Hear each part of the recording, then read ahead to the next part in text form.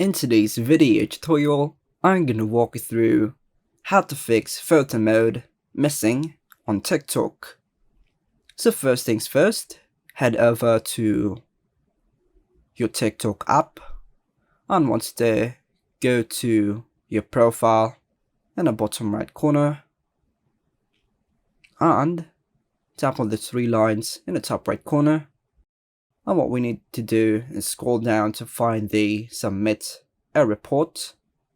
Just a heads up here, if you do a lot of necessary things to make the photo mode feature is available on your end, and you do a lot of necessary things such as updating it and uploading the app,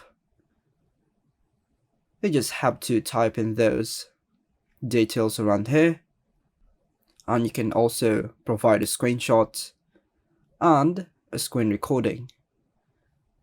And once you type in those details, go ahead and tap on submit. And that's all for now, folks. Thanks for watching.